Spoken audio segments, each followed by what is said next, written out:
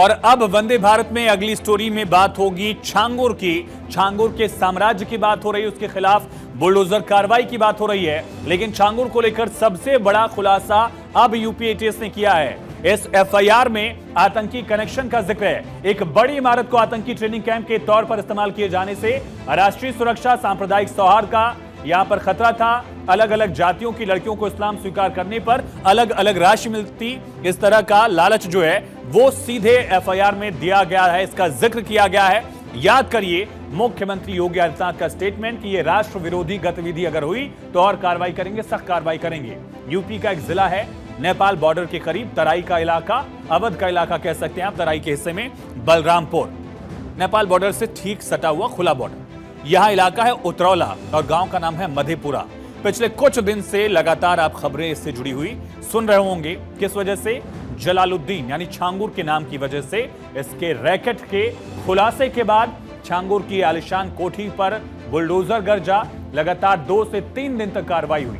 Changur UP ATS की custody में है और आज उसकी रिमांड जो है वो खत्म हुई, पूरी हुई। कई बड़े खुलासे हुए हैं। जो एफआईआर है उसमें आतंकी कनेक्शन का जिक्र है कि वो जो बिल्डिंग थी, इमारत थी, उसका इस्तेमाल आतंकी संगठन के लिए किया जा रहा था। एक बड़ा खुलासा यहां पर हुआ है। छांगुर पर आतंकी कैंप चलाने का आरोप जो है वो सामने आया है। यानी छांगुर अलग अलग पैसों का, रुपयों का, ठिकानों का इस्तेमाल भारत के खिलाफ कर रहा था। उस बिल्डिंग में आतंकी ट्रेनिंग कैंप चलाने का आरोप भी इस छांगुर पर लगा है। बलरामपुर सेंटर जिसका जिक्र हमने किया, वहां आतंकी कैंप की तरह इसका इस्तेमाल किया गया। ये एटीएस की तरफ से कहा गया है कि इस्लामिक मूवमेंट के लिए इसने बाकायदा एक टीम तैयार कर ली थी। वो टीम जो भारत के खिलाफ गलत तरीके से हिंदुओं का धर्म परिवर्तन करा रही थी, ऐसा आरोप है। और साथ ही नेपाल के पास ये धर्मांतरण का एक बड़ा अड्डा खोलना चाह रहा था। बलरामपुर ठीक सटा हुआ है। युवाओं को प्रलोभन देकर धर्मांतरण कराता था ये। इस तरह के आरोप आपने देखा, ये रेट लिस्ट पूरी सामने आई। लेकिन तकरीर यानी भाषण के बहाने लोगों के बीच जलसों में पर्चे बांटता था और इन पर्चों में सीमावर्ती युवाओं की सोच जानने की कोशिश की जाती थी कि जो नेपाल बॉर्डर के पास लोग रह रहे हैं उनका नजरिया क्या है, जिहाद के बारे में वो युवा क्या सोचते हैं। रेडिकलाइजेशन का पूरा इसका एक मकसद जो है वो खुलकर धीरे धीरे सामने आया। जिहाद के बारे में युवाओं का नजरिया जानने का इसने जो प्रयास किया उसको लेकर खुलासा हुआ। अब 7 दिन की पूछताछ में क्या क्या तथ्य सामने आए हैं, एटीएस उस हिसाब से इसके पूरे नेक्सस को परत दर परत खोल रही है। छांगुर को विदेशों से फंडिंग मिलती थी, कट्टरता फैलाने की कोशिश, सांप्रदायिक माहौल को बिगाड़ने की कोशिश। लेकिन इसके खिलाफ क्या केसेस अब तक दर्ज किए गए हैं, ये देखिए। छांगुर के खिलाफ देशद्रोह का मामला, क्योंकि वो देश के खिलाफ काम कर रहा था। महिला उत्पीड़न के कई केसेस अब तक सामने आ चुके हैं। आपराधिक साजिश का खुलासा उसके खिलाफ हुआ।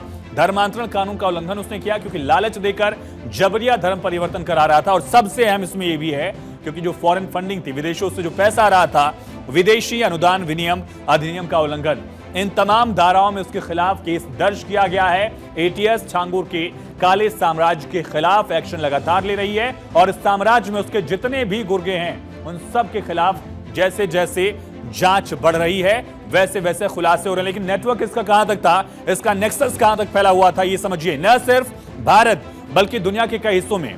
ये आप हिस्सा देख रहे हैं उत्तर प्रदेश, और ये जो हिस्सा है तराई का, नेपाल से ठीक सटा हुआ, यहां पर बलरामपुर में इसका जो पूरा किला एक तरह से बनाया हुआ था। फिर ठीक सटा हुआ एक और राज्य नेपाल से, बिहार, महाराष्ट्र, हरियाणा, और इसके अलावा साउदर्न स्टेट्स में अगर आप देखेंगे कर्नाटक से लेकर केरल तक इसका साम्राज्य फैला था, इसके कैंप्स थे। और इसके अलावा नेपाल में भी ये जाया करता था।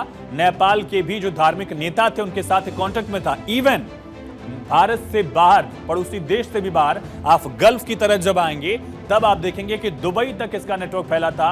दुबई से भी इसको दिशा निर्देश मिल रहे थे, पैसे मिल रहे थे। तो क्लियर है कि किस तरह से इसको फंडिंग मिल रही थी, लेकिन वहां से उसको निर्देश भी दिया जा रहा था। छांगुर देश विरोधी साजिशों में शामिल था, देश के खिलाफ आतंकवादी मूवमेंट चला रहा था। लेकिन किस तरह से छांगुर का नेटवर्क फैला ये हमने देखा। अब धर्मांतरण का खेल जो है उसका ये समझिए किस तरह से छांगुर धर्मांतरण का पूरा नेक्सस जो है वो खुद हैंडल कर रहा था, खुद भी धर्म बदला और इसमें बचने के लिए कई तरीके इसने अख्तियार कर लिए थे। मसलन स्मार्टफोन को ट्रैक न किया जा सके, इसलिए सामान्य फोन जो है वो यूज किया करता था छांगुर। इसके अलावा कोड वर्ड्स थे। लफ्जात के जरिए धर्म परिवर्तन वो करा रहा था। ये आपने देखा कि किस तरह से उसने कुछ लड़कों को हायर किया था।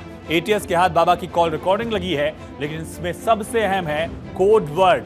सहयोगियों से कोड वर्ड में बात करता था बाबा, यानी ट्रेस भी हो जाए, कॉल रिकॉर्डिंग भी हाथ लग जाए तो कोई उसका खुलासा न कर पाए।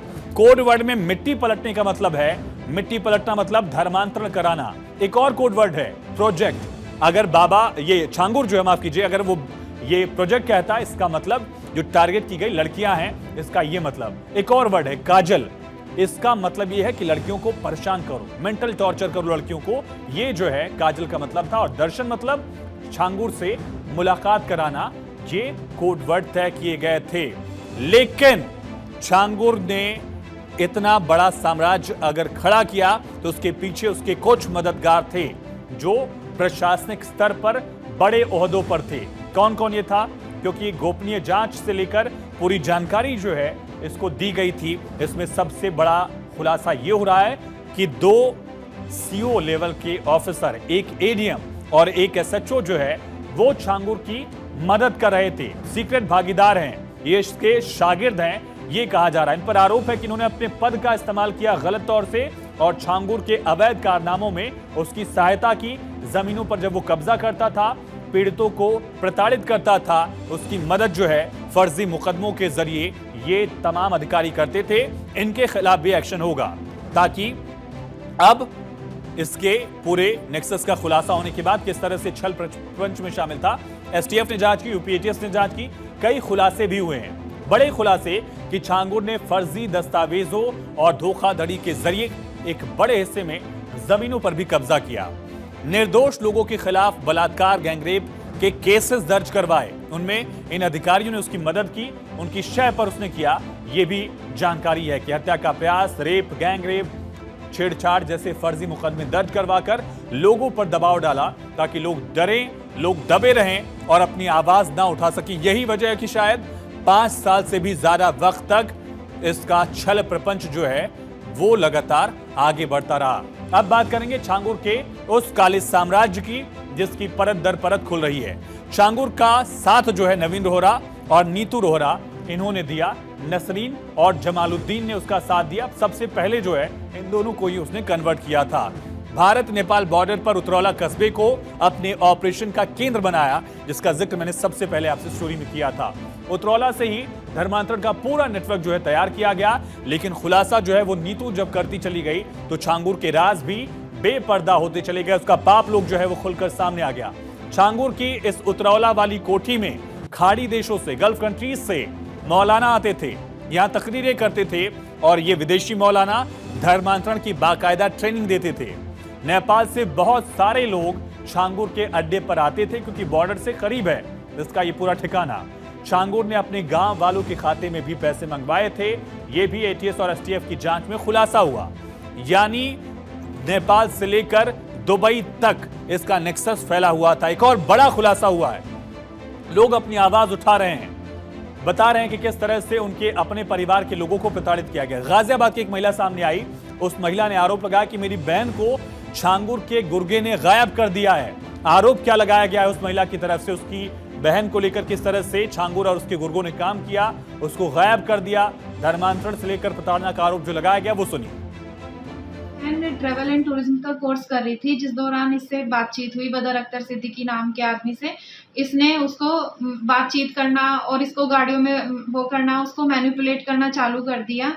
फिर उसको धीरे धीरे ऐसी ऐसी लाइफ दिखाने लगा कि जैसे तेरे घर वाले तो तेरे लिए कुछ नहीं करेंगे, जो भी हूँ मैं ही हूँ, मैं तेरी सारी मॉडलिंग करवाऊंगा, जॉब करवाऊंगा। उसको इस तरह से अपनी बातों में वो बहलाने लग गया। ये इसको कुछ चावल वावल भी देता था पड़वा के। अब को वो पीर बाबा के चावल, वो झांगुर जो भी है इसके चावल पड़वा के देता था। कभी उसको पानी दे रहा है लाके कि मेरे दोस्त ने दिए हैं, तो इस तरह से वो उसको चीजें भी खिलाने लग गया था।